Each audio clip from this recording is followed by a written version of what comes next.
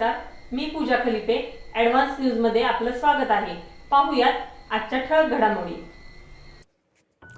शेतमाल तारण कर्ज योजनेची अंमलबजावणी करा. बाजार समित्यांनी कामकाज करताना शेतकरी केंद्रबिंदू मानून कामकाज करून त्यांना जास्तीत जास्त सुविधा द्या. शेतकऱ्यांच्या हितासाठी प्रत्येक बाजार समितीने पणन मंडळाची शेतमाल तारण कर्ज योजना प्राधान्याने राबवावी, अशी सूचना विभागीय सहनिबंधक श्रीकृष्ण वाडेकर यांनी दिल्या. कोल्हापूर, सांगली व सातारा जिल्ह्यातील बाजार समित्यांच्या सचिवांची आढावा बैठक सांगली बाजार समितीच्या सभागृहात झाली. त्यामध्ये ते बोलत होते.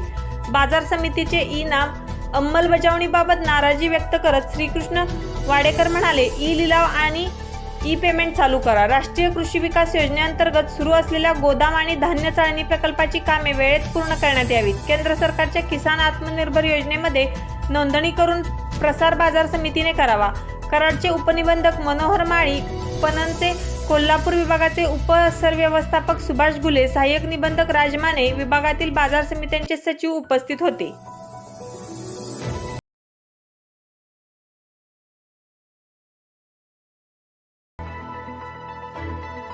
सांगली जिल्ह्याच्या विकासासाठी 89.17 कोटी रुपयांचा अधिकच्या निधीची तरतूद. जिल्हा वार्षिक सर्वसाधारण योजनेअंतर्गत सांगली जिल्ह्यासाठी 230.83 कोटी रुपये नियत व्ययाची मर्यादा नियोजन विभागाने ठरवून दिली होती. परंतु त्यामध्ये आज झालेल्या बैठकीत 89.17 कोटी रुपयांनी वाढ करून सर्वसाधारण योजनेसाठी सांगली जिल्ह्याच्या विकासासाठी 320 कोटी मंजूर करण्यात आले आहेत, अशी माहिती उपमुख्यमंत्री अजित पवार यांनी दिली. उपमुख्यमंत्री अजित पवार यांनी चालू वर्षाच्या खर्चाचा आढावा घेतल्यानंतर पुढील वर्षाच्या जिल्हा नियोजन प्रारूप आराखड्यास मंजुरी देण्यात आली.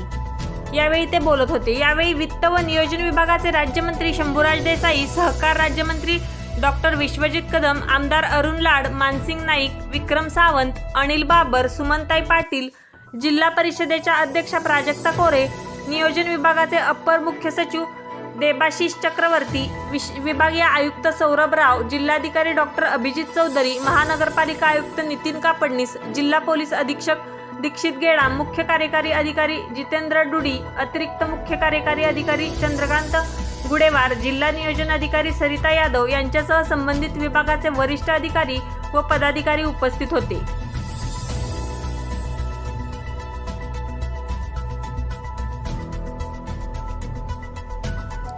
परदेशी पाहुण्यांना मायनी तलावाचा विसर, फ्लेमिंगोंची अद्याप गैरहजेरी.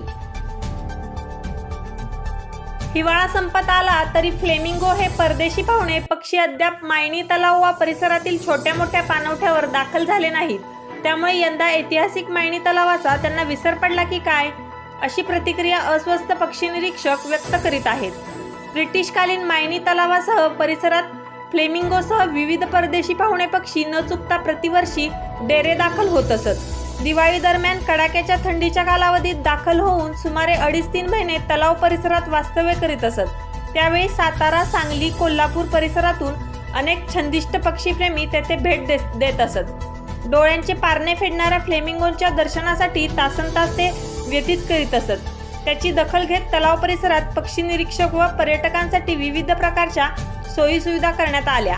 पाठ्यपुस्तक निर्मिती महामंडळानेही फ्लेमिंगोंची गांभीर्याने दखल घेत इयत्ता 9वीच्या इंग्रजी पुस्तकात मायनी तलावात मुक्तविहार करणाऱ्या फ्लेमिंगोंचे छायाचित्र मायग्रेशन ऑफ बर्ड्स प्रसिद्ध केले. त्याच पार्श्वभूमीवर शासनाने कोट्यवधी रुपये खर्च करून येथील इंदिरा गांधी पक्षी अभयारण्यात स्वागत कमान, पर्यटक निवास, बाग, कुंपण, पक्षी निरीक्षण, मनोरे, दुर्बिणी आदी विविध प्रकारच्या सोयी सुविधा उपलब्ध करून देण्यात आल्या. दरम्यान पक्ष्यांच्या वास्तव्याची अनेक वर्षांची परंपरा ध्यानात घेऊन मायनी तलावासह सूर्याची वाडी व येरळवाडी परिसर राज्य शासनाने वन्यजीव संवर्धन राखीव क्षेत्र म्हणून जाहीर केले.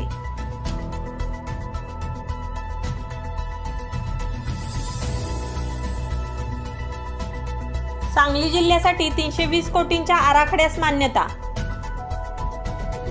जिल्हा वार्षिक सर्वसाधारण योजनेअंतर्गत सांगली जिल्ह्यासाठी 320.83 कोटी रुपयांच्या आराखड्यास आज मान्यता देण्यात आली. यात विकास कामांसाठी 89 कोटी 17 लाखांचा वाढीव निधी देण्यात येणार आहे, असे माहिती उपमुख्यमंत्री व अर्थमंत्री अजित पवार यांनी सांगितले.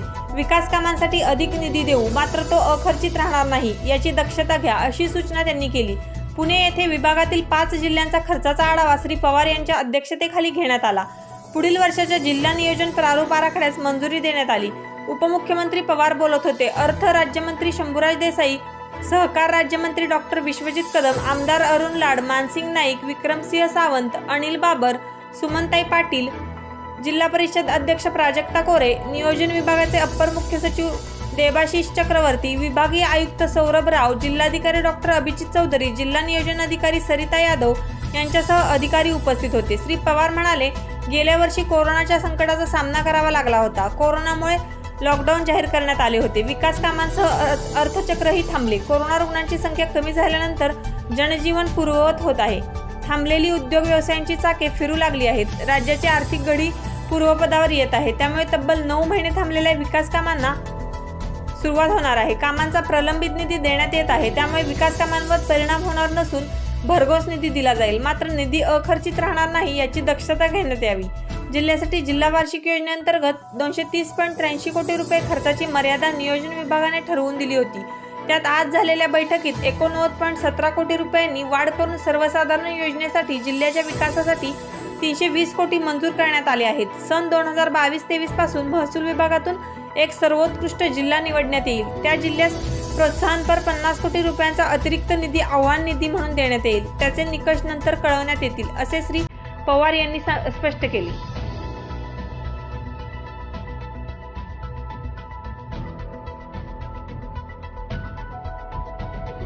सांगली जिल्हा न्यायालयाच्या बाहेर वाहतुकीला अडथळे. सांगली जिल्हा न्यायालयाबाहेरील रस्त्यावर मोठ्या प्रमाणात दुचाकी वाहनांचे पार्किंग होत असल्याने वाहतुकीला अडथळे निर्माण होत आहे. त्यासाठी न्यायालयाच्या आवारातील पार्किंगच्या जागेत नियोजन करण्याची मागणी नागरिक जागृती मंचाचे जिल्हाध्यक्ष सतीश साखळकर यांनी केली आहे. याबाबत जिल्हाधिकारी, पोलीस अधीक्षक व जिल्हा बार असोसिएशनचे अध्यक्षांना निवेदन देण्यात आले.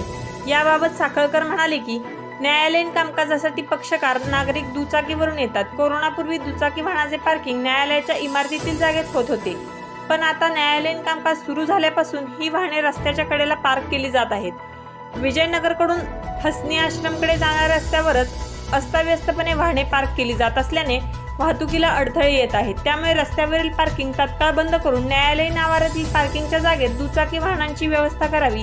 तसेच जिल्हा न्यायालय शेजारील नाला बंदिस्त करण्यात यावा व त्यावर रस्त्यावरील वाहतूक कोंडी कायमस्वरूपी थांबवेल, असेही ते म्हणाले.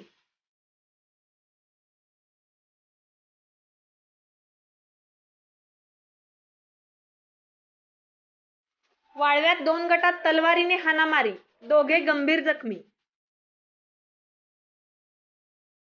वाळवा जिल्हा सांगली येथे शनिवारी सकाळी 2 गटात जोरदार हाणामारी झाली. यावेळी शस्त्रांचा सर्रास वापर दोन्ही गटांच्या लोकांनी केल्याने 4 जण जखमी झाले आहेत. यानंतर आष्टा पोलीस ठाण्यात दोन्ही गटांच्या विरोधात तक्रारी नोंदविण्याचे काम सुरू झाले आहे.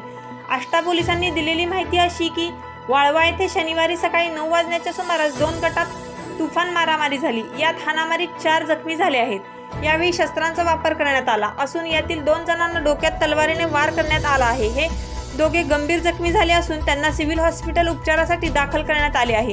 या प्रकरणी आष्टा पोलीस ठाण्यात तक्रार नोंदवण्याचे काम सुरू आहे.